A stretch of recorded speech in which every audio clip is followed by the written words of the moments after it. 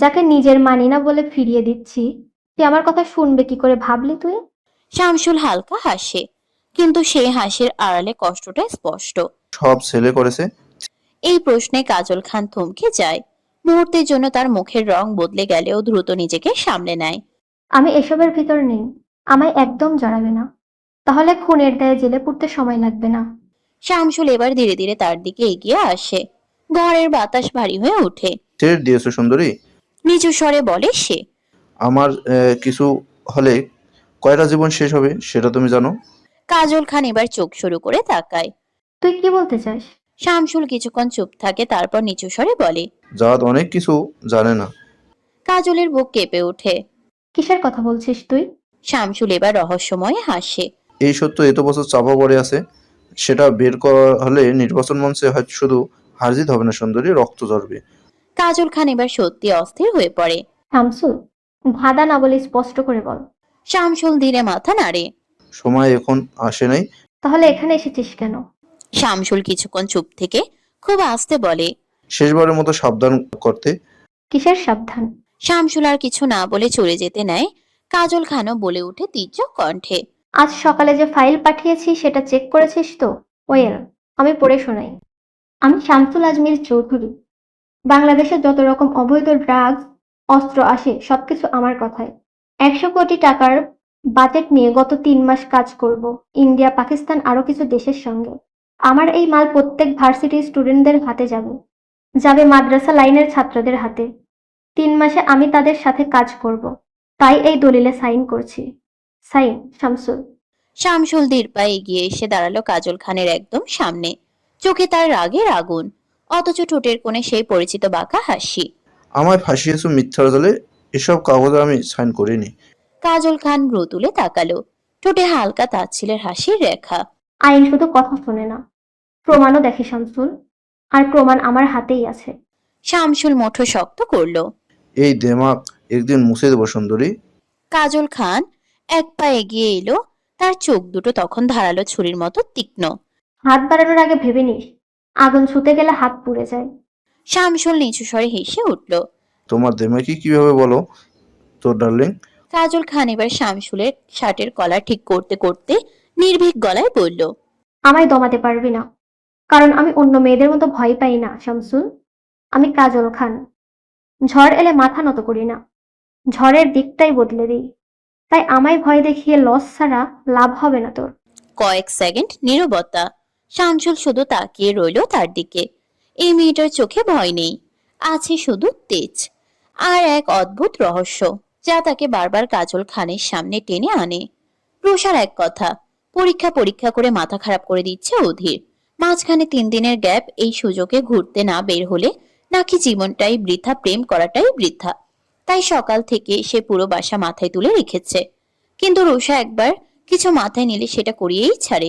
শেষমেশ তার জেদের কাছে হার মানে সবাই।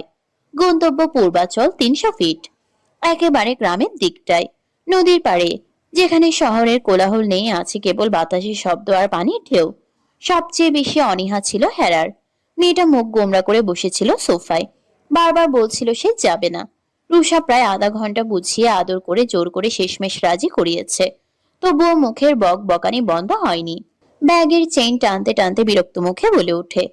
তোদের মধ্যে আমায় কাবাবের হাড্ডি বানাতে চাচ্ছিস? রুষার সাথে সাথে নাটকীয় ভাব নিয়ে বুক চেপে ধরে। এ মা, তুই হাড্ডি হতে যাবি কোন দুঃখে? তুই তো কাবাবের মধ্যেই ডুবে থাকবি। হেরা থমকে যায়। মানে? রুষা ভ্রু নাচিয়ে রহস্যময় হাসি দেয়। সময় আসলে বুঝবি।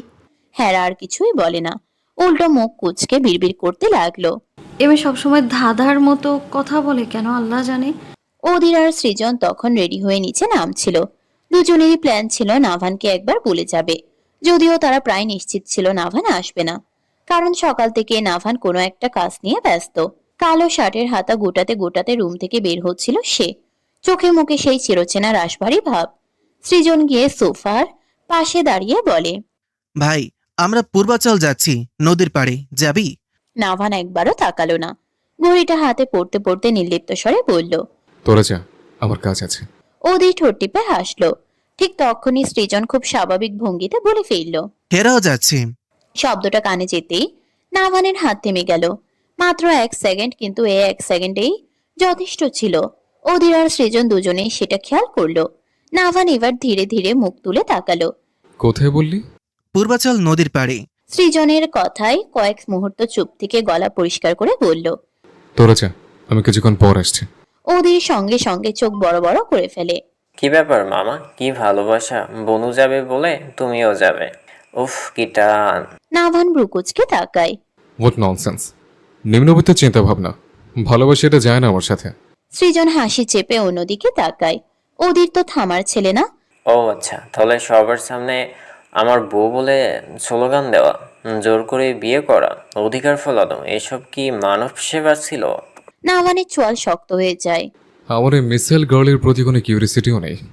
অধীর এবার হো হো করে হেসে ওঠে। বিয়ে করে আড়ালে আমার অধিকার বলে চিল্লাস, সবার সামনে আমার বউ বলে ঘুরিস, এখন আবার বলিস ভালোবাসা নেই? মুখে স্বীকার করলে কি কি এমন ক্ষতি হয় ভাই? নাভান এবার সরাসরি অধীরের দিকে তাকালো। সেই চাহনিতে সতর্ক বার্তা ছিল, কিন্তু অধীর ভয় পেল না, কারণ সে জানে এই মানুষটার রাগ যত বড়, ভিতরের অনুভূতিটা তার থেকে অনেক বড়। নাভান আর কোনো উত্তর দিল না, চুপচাপ পাশ কাটিয়ে চলে গেল। কিন্তু তার চলে যাওয়ার পরও অধীর আর সৃজনের মুখে চাপা হাসি লেগেই রইল, কারণ তারা সব জানে। গায়ে প্রচন্ড জ্বর নিয়েও নাভান ভার্সিটিতে গিয়েছিল। কার জন্য? শুধু একবার হেরাকে দেখবে বলে। সেদিন ক্লাস না করে মেয়েটাকে দেখেই ফিরে এসেছিল সে। কাউকে বুঝতে দেয়নি কিছু, কিন্তু চোখ দুটো লাল হয়েছিল জ্বরে। আর সেই চোখে লুকানো অস্থিরতাটা অধীর স্পষ্ট দেখেছিল। এমনকি হেরা যে তার রুমে শুয়েছিল, তারপর থেকে 3 দিন ও নিজের বিছানায় ঘুমায়নি নাভান, কারণ বিছানাটায় হেরার গন্ধ লেগেছিল। মেয়েটার ছোঁয়ার স্মৃতি ছিল। সেই স্মৃতি নষ্ট হয়ে যাবে ভেবে ছেলেটা সোফায় শুয়ে রাত কাটিয়েছে। তাদের রুমে কাউকে ঢুকতেও দেয়নি, কাজের লোক পর্যন্ত না। সবকিছু এত স্পষ্ট হওয়ার পরও সে কিভাবে নির্বিকার মুখে বলে ভালোবাসা নেই? সৃজন দীর্ঘশ্বাস ফেলে বলে। মানুষটা আসলেই ভয় পায়। অধীর ভ্রু তোলে। কিসের ভয়? যেটাকে সবচেয়ে বেশি নিজের মনে হয় সেটাকেই হারানোর ভয়। কথাটা শুনে কয়েক সেকেন্ড চুপ হয়ে যায় চারপাশ। দূরে রুমের দরজা বন্ধ হওয়ার শব্দ আসে। হয়তো নাভান শুনে ফেলেছে, হয়তো শুনেও না শোনার ভান করছে। কিন্তু একটা সত্যি কেউ অস্বীকার করতে পারবে না, হেরা নামের মেয়েটা ধীরে ধীরে নাভান নামের মানুষটার সমস্ত রাগ, অহংকার, একাকিত্বের ভেতর জায়গা করে নিয়েছে। এমন একটা জায়গা যেখান থেকে তাকে আর সরানো সম্ভব না। নদীর পাড়ে বিকেলের আলোটা ধীরে ধীরে নরম হয়ে আসছে। পশ্চিম আকাশে কমলা রং ছড়িয়ে পড়েছে। বাতাসে কাঁচা ঘাস আর নদীর পানির গন্ধ। দূরে কোথাও গরুর ঘন্টা বাজছে। মাঝে মধ্যে ভেসে আসছে পাখির ডাক। পুরো জায়গাটার মধ্যে এক অদ্ভুত শান্তি। অথচ তাদের ছোট্ট দলটার মধ্যে চলছে একেবারে হই হুল্লোড়। সবাই মিলে গোল হয়ে বসে আড্ডা দিচ্ছে। শুধু ঝিনুক নেই। তুষার তাকে নিয়ে আজ লং ড্রাইভে বেরিয়েছে। এই নিয়ে রোজ অন্তত 10 বার আফসোস করেছে। দেখছো, আমাদের ফেলে রেখে নিজেরা রোম্যান্স করছে, বন্ধুত্ব বলে কিচ্ছু নাই। ওদের সাথে সাথে বলে উঠেছিল। ভাবিজি, আপনি তাদের সাথে গেলে 5 মিনিট পরেই বলতেন তুষার ভাইয়া গাড়ি থামান, আমি ভুট্টা খাবো। সবাই হেসে উঠেছিল।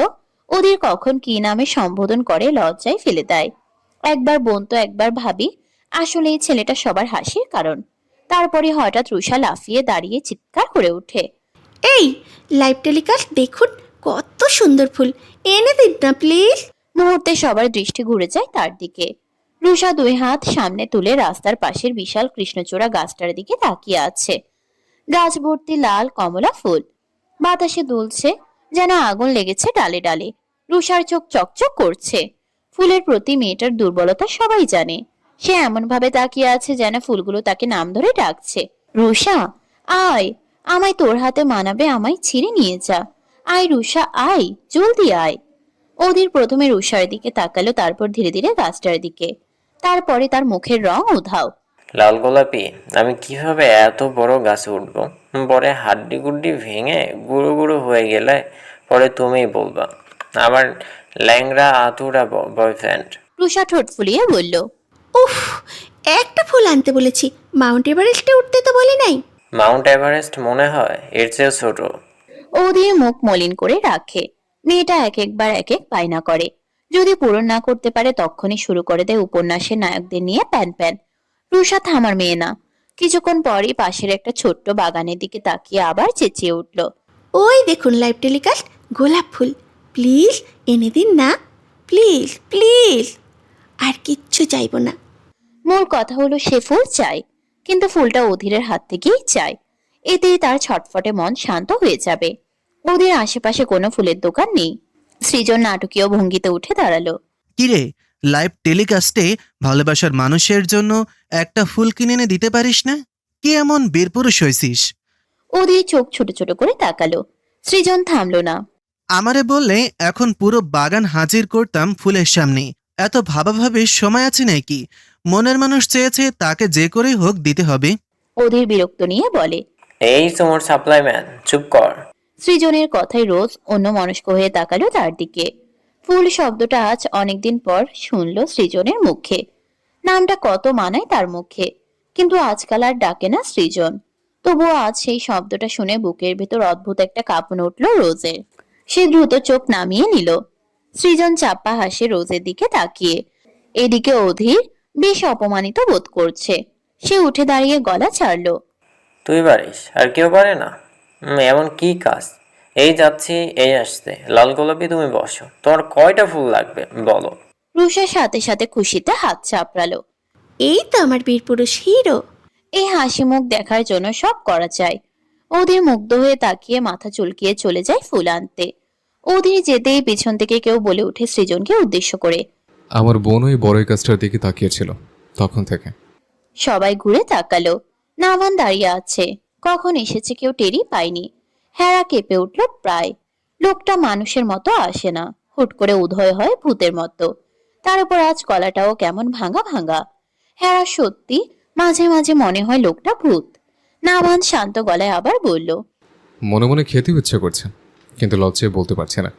তুই এক কাজ কর, রোজের জন্য এই গাছ থেকে বড়ই নিয়ে আয়, যে আমারও দেখি কেমন বীরপুরুষ তুই।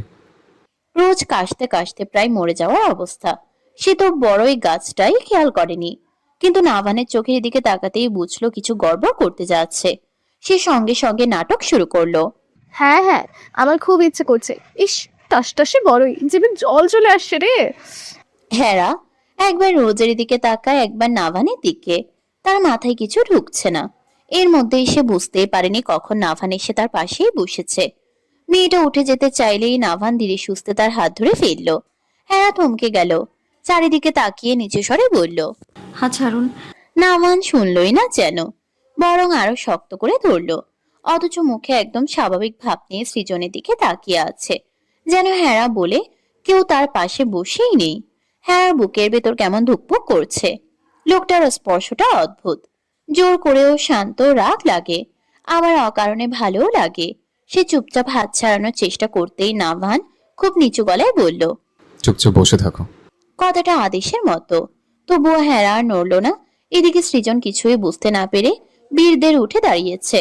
এটা আবার কোনো ব্যাপার নাকি? বরে নিয়ে আসছি। যা। নাভান মাথা নেড়ে বলল। সৃজন যে মাইনকার চেপাই পড়েছে। ব্যাটা অসভ্য গিটারওয়ালাকে সুবিধার মনে হচ্ছে না। ওদেরকে ফাঁসাতে গিয়ে আবার নিজে না ফেসে যাচ্ছে। ওদেরকে যে ফুল আনতে উৎসাহ দিয়েছে সেখানে আসার সময় সাইনবোর্ডে লেখা দেখেছে ফুল ছেঁড়া নিষেধ। আর এই বাগানের মালিক যে দরজাল তা জানতো। সৃজন ইচ্ছে করে ফাঁসিয়েছে অধীরকে। নাভান সবই জানে। আর এই বড়ই গাছটার পাশেই থাকে সেই ভয়ঙ্কর বুড়ি মহিলা, যে গাছের নিচে কাউকে দেখলেই ঝাড়ু হাতে তেড়ে আসে। দুইটাই তার। সৃজন অবশ্য গাছ যে ওই দরজাল মহিলার তা জানে না। সে নায়ক সাজার ভঙ্গিতে গাছের দিকে এগোচ্ছে। রোজ ফিসফিস করে বলল। আমার কেন মনে হচ্ছে কিছু একটা হবে। নাভানের ঠোঁটের কোণে হাসি ফুটলো। হবে। নাভানের ঠোঁটের কোণে হালকা হাসি ফুটলো। দুইজন দুই মিশনে যায়। রোজ আর রুষা সেলফি তুলতে ব্যস্ত। হেরা পড়েছে মহা বিপাকে। কটমট করে তাকায় নাভানের দিকে। আরে ভাই, হচ্ছেটা কি? হেরার আরে ভাই কথা শুনে মুহূর্তেই নাভানের চোয়াল শক্ত হয়ে গেল। গাঢ় কালো শার্টের হাতা কোনই পর্যন্ত গুটানো। চোখে সে ভয়ঙ্কর দৃষ্টি, যেটা দেখলে বড় বড় মানুষও দুবার ভাবতে বাধ্য হয়। অথচ সামনের মেয়েটা একটুও ভয় পাচ্ছে না। তাকে দেখে বিরক্ত তো দূর, একটু হাত মেলাতে পারলে মেয়েরা সেদিন হাত অব্দি ধোয় না। আর এই মেয়েকে দেখো, বাতাসে পাকা ধানের গন্ধ ভেসে আসছে। থেমে থেমে জোরে বাতাস আসছে। নদী আর ক্ষেত থাকার কারণে বাতাসের বেগ এখনো অনেক। বাতাসে হেরার চুল উড়ছে, আর সেই চুল বারবার এসে নাভানের মুখে লাগছে। হেরা হাতের বাঁধন ছুটাতে চাইলো কিন্তু পারল না। বেশ বিরক্ত নিয়ে বলে, কি ব্যাপার, ওসব তুমি কেন করছেন? হেরা চোখ বড় বড় করে তাকায়, কিন্তু কণ্ঠে বিন্দু মাত্র ভয় নেই। নাভান নিচু গলায় বলে ওঠে, বউয়ের হাত ধরো অসভ্যতা, এই কথা কে শিখেছে তোমায়? এত বউ বউ কেন করেন? একদমই এই নামে সম্বোধন করবেন না। বউ কি বউ বলবো না তো কি বলবো? হেরা এবার নাটকীয় ভঙ্গিতে বুকের উপর হাত রাখলো। বোন বলবেন, কারণ আমি সম্পর্কে আপনার বোন হই। 2 সেকেন্ড নীরবতা, তারপর হোয়াট? নাভান এমন ভাবে বলল যে পাশ দিয়ে যাওয়া একটা বাইকও স্লো হয়ে গেল ধমকে। এদিকে রোজ আর রুষা প্রেমিক পুরুষের পিছু নিয়েছে। এক থাপ্পড়ে গাল লাল করে দেব। নাভানকে বিরক্ত হতে দেখে বেশ মজা পায় হেরা। লোকটা রেগে গেলে তাকে অদ্ভুত সুন্দর লাগে, চোখ দুটো কেমন আগুনের মতো জ্বলে ওঠে, আর সেই জিনিসটাই হেরার ভীষণ পছন্দ। সে আরো উস্কানি দিয়ে বলল, ভাইয়া হন আপনি আমার, বিগ ব্রাদার। এখন থেকে সবসময় বিগ ব্রাদার বলে ডাকবো। দরকার হলে মাইক নিয়ে পোস্টার ছাপিয়ে পুরো জেলায় জেলায় লাগিয়ে দেব। হেরা এক হাত ছাড়িয়ে নাটকীয় গলায় বলতে থাকে, ঢাকার king Shehtaj Khan Navan, my big brother. নাভানের কপালে রক ফুলে উঠল। মিসেল গার্ল, জি ভাইয়া। Stop nonsense. আচ্ছা বিগ ব্রো, অ্যাটম বইয়ের মতো মুখ চলে কেন তোমার? কি হয়েছে ভাইটু? 1 সেকেন্ডের মধ্যে নাভান তাকে নিজের সাথে মিশিয়ে নেয়। হেরা থমকে যায়। লোকটার 2 হাত তার দুপাশে, নিঃশ্বাস গরম হয়ে এসে পড়ছে মুখে। সেই ভয়ঙ্কর চোখ দুটো এবার সরাসরি তার চোখে আটকে। নাভান দাঁতে দাঁত চেপে বলে ওঠে, আমি তোর সাইয়া, ইটস বেটার দেন ভাইয়া। গট ইট, মিসেল গার্ল? হেরার বুক ধক করে ওঠে। এই লোকটা যখন হঠাৎ করে এমন গম্ভীর হয়ে যায় তখন তার নিজেরই কেমন এলোমেলো লাগে, কিন্তু মুখে সেটা প্রকাশ করলে তো চলবে না, তাই সে ঠোঁট বাঁকিয়ে বলে, না, আপনি ভাইয়া, বড় ভাইয়া সমানই তো ভাইয়া। মিসেল গার্ল, ইচ্ছে করে আমি ধৈর্য পরীক্ষা নিচ্ছ? না তো ভাইজান। নাভান চোখ বন্ধ করে কয়েক সেকেন্ড নিজের রাগ নিয়ন্ত্রণ করার চেষ্টা করলো। তারপর আবার তাকিয়ে ধীরে ধীরে বলে, ইউনো, আমি কত কষ্টে নিজেকে কন্ট্রোল করছি। হেরা এবার একটু থেমে যায়। নাভানের গলায় হঠাৎ অন্যরকম কিছু ছিল, ভারী গভীর অদ্ভুত, কিন্তু পরক্ষণে আবার দুষ্টুমি ফিরে আসে তার চোখে। আচ্ছা একটা কথা বলি। হেরাকে সিরিয়াস হতে দেখে নাভান বলে, হোয়াট? হেরা ভাবুক ভঙ্গিতে বলে, আপনি যদি আমার ভাইয়া হন তাহলে আপনার সম্পত্তিতে আমারও ভাগ আছে। হোয়াট? এই যে গাড়ি বাড়ি টাকা সবকিছুর অর্ধেক আমার। নাভান অবিশ্বাস্য দৃষ্টিতে তাকিয়ে থাকে। হেরা আঙ্গুল তুলে গুনে গুনে বলতে থাকে, আর ভাইয়া হিসেবে প্রতি ঈদে আমাকে সালামি দিতে হবে, শপিং করাতে হবে, চকলেট কিনে দিতে হবে। নাভান কটমট চোখে তাকায়, দাঁতে দাঁত পিষে বলে, তুমি একটা যন্ত্রণা। আপনারই যন্ত্রণা ভাইয়া। রাগে বিরক্তিতে নাভান গটগট পায়ে প্রস্থান করে। এখন এখানে থাকলে কখন জানি ঠাসিয়ে দেয় থাপ্পড়। বাগানে অতি সাবধানে ঢুকে অধীর। বোর্ডে বড় বড় করে লেখা, ফুল ও ফল চুরি করলে হাত পা ভাঙিয়া দেওয়া হইবে। বোর্ড দেখে অধীর এক ঢোক গিলে নিজেকে নিজে বলতে থাকে, জীবনে প্রেমিক পুরুষ হতে গেলে রিস্ক নিতে হয় লাল গোলাপির অধীর। বাগানে আম জাম কাঁঠাল সব গাছ আছে, তার একটু ভিতরে লুকানো অবস্থায় একটা বড়ই গাছ। গাছ গাছ ছোট হলেও এমন ভাবে বড়ই ধরেছে মনে হচ্ছে গাছটা নিজেই বড়ইয়ের ওজন টানতে পারছে না। অধীরের পেছনে সৃজন এমন ভাবে হাঁটছে যেন তারা কোনো সিক্রেট মিশনে এসেছে। দুইজন একে অপরকে ভিংচি কাটছে মেয়েদের মতো। দূর থেকে দেখলে মনে হবে দুইজনে বীর যোদ্ধা না, বরং চোর বাহিনীর জুনিয়র সদস্য। এই বাগানের আবার আলাদা বিশেষত্ব আছে। এক একটা ফুল এমন বড় যে দূর থেকে দেখলে মনে হয় প্লাস্টিকের বানানো। আর গোলাপ গাছে একসাথে 12 রকমের ফুল, লাল গোলাপি সাদা হলুদ, যেন ফুলের শপিং মল। ওদের টার্গেট লাল আর গোলাপি গোলাপ, কারণ লাল গোলাপিকে লাল আর গোলাপি গোলাপ দিলে যে খুশি হবে ভীষণ। ওদের যে না গোলাপ গাছের দিকে হাত বাড়িয়ে গোলাপ ছিঁড়েছে, অমনি ঢং, পুরা বাগান কাঁপিয়ে ঘন্টা বেজে উঠল। সৃজন তো ভয় পেয়ে গাছটাই জড়িয়ে ধরেছে। হালকা একটা ঝাঁকুনি খেতে আবারও ঢং ঢং করে ঘন্টা বেজে ওঠে। ভয়ে থ হয়ে দাঁড়িয়ে থাকে দুজন। কোথা থেকে যেন বুড়ি ঝাঁটা হাতে বের হয়ে আসে। ওই ওই চোর, ফুল চোর। অধীর সামনে দৌড়, সৃজন পিছনে দৌড়, কিন্তু সমস্যা হলো সামনে যেতেই অধীর দেখে বুড়ি লাঠি হাতে তেড়ে আসছে। ধর, আজকে এদের বাস দিব। সারা জীবন মানুষকে বাস দেয়া অধীর যদি নিজে বাস খায়, ব্যাপারটা কেমন হয়ে যাবে না? অধীর দিক পাল্টে উল্টো দিকে ছুটে যায়। সেখানে গিয়ে দেখে সুইচ সেখানে গিয়ে দেখে সৃজন বড়ই গাছের নিচে দাঁড়িয়ে হাঁপাচ্ছে। সৃজনা আবার অধীরের দিকে দৌড় দিচ্ছিল। দুজন দুই দিকে মুখ করে দৌড়াতে গিয়ে এমন জোরে ধাক্কা খেলো, অধীর স্লিপ খেয়ে মাথা গিয়ে বড়ই গাছে ঠাস করে লাগে। ছোট গাছটা ঝাপটে ধরাতে ঝপাঝপ করে বড়ই পড়তে শুরু করলো। বেচারা সৃজন গাছের নিচেই ছিল, সব তার মাথায়। মাথায় হাত দিয়ে বসে পড়ে। এদিকে পিছন থেকে আরেক বুড়িকে দেখে ঝাঁটা হাতে তেড়ে আসছে। তা দেখে সামনে তাকায় অধীর। একইভাবে সৃজনও তাকায়, একবার পিছনে তো একবার সামনে। তেড়ে আসা দুইজনের একই চেহারা দেখে দুই ভণ্ড চেঁচিয়ে উঠে। ভূত, ভূত! অধীরও চোখ বন্ধ করে লাফ দিয়ে সৃজনের কোলে উঠে যায়। ওরে বাপরে বাপ, ভূত! বাঁচাও, আমায় বাঁচাও! বাপরে, আজ নজর টিকা দেয়নি মাদার বাংলাদেশ, তাই নজরে পড়েছে। সৃজনশীল ভূত নজর নজর কেড়েছে। দুইজনের চেহারা এক, একই পোশাক। আবার সন্ধ্যার আজান একটু পর পড়বে। ভয়ে সৃজন ঢুক গেলে। সন্ধ্যাবেলায় ভূত পেতনিদের আনাগোনা বেশি থাকে। তার উপর দুইজন যুবক। তাগড়া যুবকদের রক্ত খেলে নাকি অনেক বছর বাঁচা যায় ভূতের। সৃজন ভয়ে চোখ বন্ধ করে ফেলে। এদিকে অধীর কখন তার কোলে উঠে চেঁচাচ্ছে, ভয়ে তার খেয়াল নেই। আরো ঝাপটে ধরাতে সৃজন বলে উঠে। নাম হারামজাদা, তোর ওজনে আমার কোমর ভেঙে যাচ্ছে। কিন্তু অধীর আরো শক্ত করে জড়িয়ে ধরে। এর মাঝেই সৃজন হঠাৎ জ্ঞানী মানুষের মতো বলে ওঠে। আরে গাধা, ভূত না পেতনি। অধীর চোখ বন্ধ করে কাদো কাদো গলায় বলে। দুইটার মধ্যে পার্থক্য কি? ভূত হয় পুরুষ, পেতনি হয় মহিলা। পেতনি? পেতনি? ও মা, পেতনি! ভূত আমার ভাই, পেতনি আমার জি। সৃজন ভাইয়ের সাথে আছে, বুড়ি পেতনিরা করবে আবার কি? অধীর এবার নতুন উদ্যমে চেঁচাতে থাকে। আপেল বানু আর কমলা বানু দুই যমজ বোন। এই বিশাল বাগানের মালিক। বাগানটা যেন তাদের রাজ্য, আর তারা দুইজন এই রাজ্যের দুই রানী। এক বোন আপেলের মতোই একটু শক্ত, আরেক বোন কমলার মতোই মিষ্টি কিন্তু বোকা বোকা। বাগানে দুই মাথায় তাদের দুইটা বাড়ি, মাঝখানে বিশাল ফলের বাগান। বড়ই, আম, জাম, নানা বাহারের ফুল ফল সবই আছে এইসব বাগানে। সবই আছে এই বাগানে।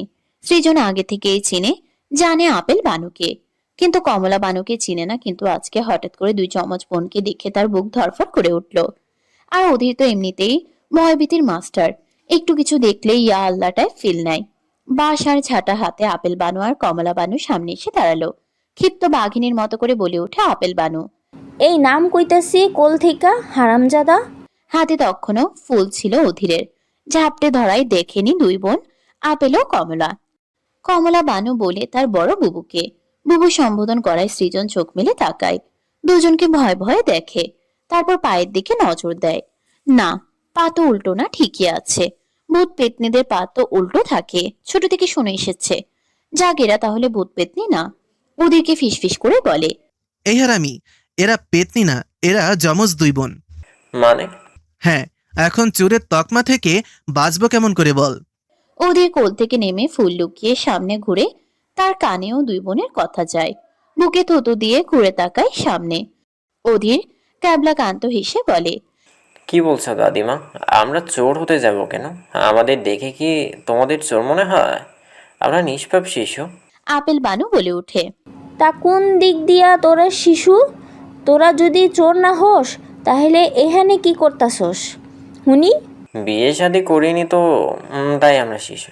আসলে আমরা আসলে দাদিমা, আমরা ঘুরতে এসেছি। এই যে ফোনে ভিডিও করছি, এত সুন্দর বাগান, তাই ভিডিও করতে এসেছি আর কি। বিশ্বাস করুন, রানু মণ্ডলের কসম। হাতের ফোন দেখিয়ে বলে। আপেল বানু একটু চালাক চতুর মহিলা, আর কমলা বানু বোকা শোকা সহজ সরল। আপেল বানু বলে ওঠে। তা ভিডিও করতাছো ভালো কথা, বড়ই পারতাছিস কেন? আর ফুল গাছে হাত দিছিস কেন? এবার সৃজন বলে ওঠে। এ মা, দাদি, আমরা ছুঁয়েও দেখিনি। দুইটা ছেলে এসেছে দেখলাম, তারা ধরেছে। আর আমরা ওই দুইটাকে ধরতে গিয়েই পড়ে যাই। এই দেখো। সৃজন হাতে কাদা দেখিয়ে বলে। হাতে বড়ই বা ফুল দেখতে না পেয়ে একটু শান্ত হয় আপেল বানু ও কমলা বানু। সারাদিন পাহারা দেয়া লাগে বাগান, তা না হলে ছেলেপেলেরা এমনই করে। তাই একটু বিশ্বাস করে আপেল বানু। হাতে ঝাঁটা ফেলে দিয়ে বলে উঠে। ও আইসা, দেখতে কেমন হুনি পোলাগুলা? দেখি ধরতে পারি কিনা। অধীর ফুরুত করে বলে উঠে। এ লম্বা না, খাটোও না, চিকনও না, মোটাও না, ওই সাদাও না, কালোও না। পোশাক গায়ে নাই, আবার আছে জুতা পায়ে দেয়, নাই আবার দেওয়া আছে, বয়সও বেশি না, কমও না। কমলা বানু গোল গোল চোখ করে তাকায়। আপেল বানুর মাথা আউলিয়ে দেয় অধীর। কমলা বানু তো অধীরের দিকে তাকিয়ে আছে ড্যাব ড্যাব করে, আর মিটিমিটি হাসছে। অধীর একটু অন্য চোখে দেখলো যেন। নতুন বউয়ের মতো তাকে দেখে লজ্জা পাচ্ছে কেমন।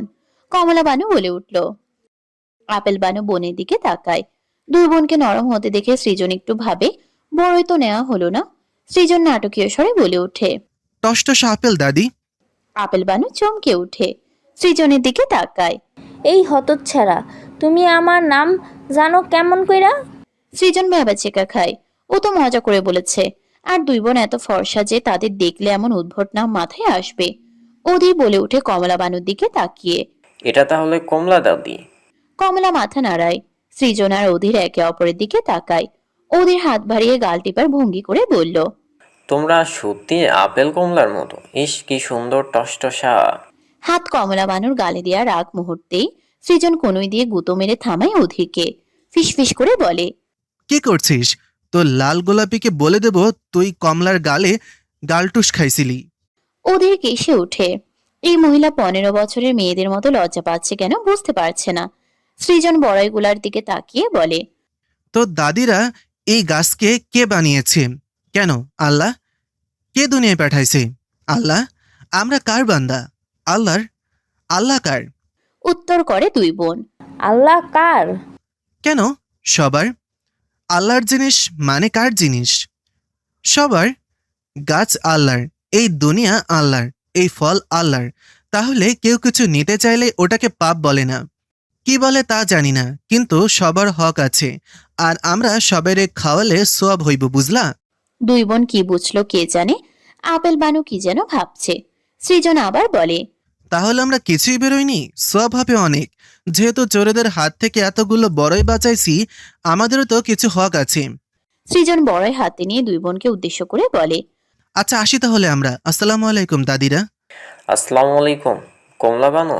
অধীর কমলা বানুর দিকে তাকিয়ে বলে। কমলা বানু তো মনে হচ্ছে লজ্জায় শেষ।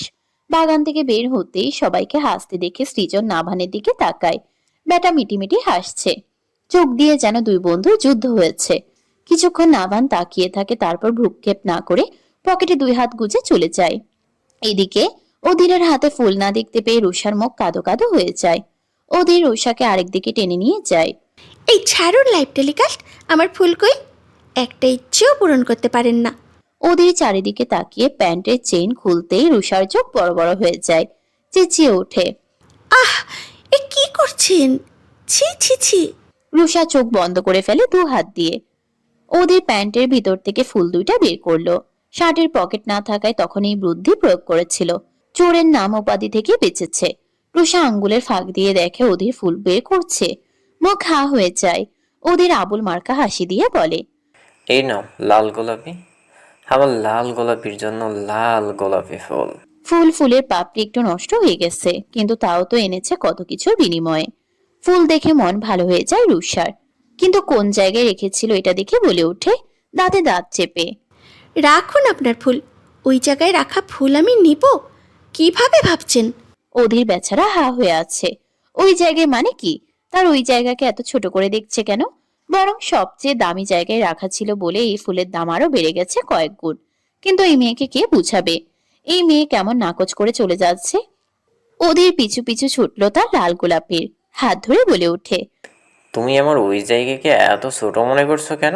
একটা পুরুষের সবচেয়ে দামি জায়গা হচ্ছে ওই জায়গা। তুমি ওই জায়গাকে ছোট মনে করছো, এটা ঠিক না লাল গোলাপি। ওই জায়গা মানে কি? লজ্জায় কান দিয়ে ধোঁয়া বের হচ্ছে। বারবার কেমন ওই জায়গা করছে বেটা নির্লজ্জ। রুষা বলে ওঠে। আমার বলাই ভুল হয়েছে, আপনার কাছ থেকে ফুল চাওয়াই ভুল হয়েছে। মানুষ হাঁটু কেড়ে ফুল দেয় দেখেছি, কানে গুজে ফুল দেয় এটাও দেখেছি, পিছনে ফুল লুকিয়ে এনে সারপ্রাইজ দেয় এটাও দেখেছি। কিন্তু আপনার মতো ফুল অজায়গা থেকে বের করে গার্লফ্রেন্ডকে দিতে দেখিনি। আমার উপন্যাসের নায়ক হিরো তো এরকমভাবে তার প্রেয়সী, তার প্রেমিকাকে ফুল দেয়নি। তাহলে আপনি কেন দিলেন? শুনুন না, এখন আমার মেজাজ একেবারে ভালো না, আপনি যান এখন। রুষা ঠোঁট ফুলিয়ে দাঁড়িয়ে আছে। মুখটা এমন করে রেখেছে যেন পৃথিবীর সবচেয়ে বড় অবিচারটা তার সাথেই হয়েছে। আর অধীর অসহায়ের মতো এদিক ওদিক তাকাচ্ছে। চারপাশে দু একজন মানুষ হাঁটছে দেখে সে একটু ইতস্তত বোধ করছে। রুষাকে টেনে একটু আড়ালে নিয়ে যায় অধীর। রুষার আগে গজগজ করে উঠল। অধীর বলল, শোনো, শার্টের পকেট ছিল না, হাতে নিয়ে আসলে ওই আপেল কমলা বানু দেখতো, আর বাঁশ খেতে হতো 1000 খানেক। তাই সবচেয়ে দামি জায়গায় রেখেছি। ভাগ্য ভালো কাটা ছিল না, বেঁচে গেছে। তা না হলে আল্লাহ জানে কি কি হতো।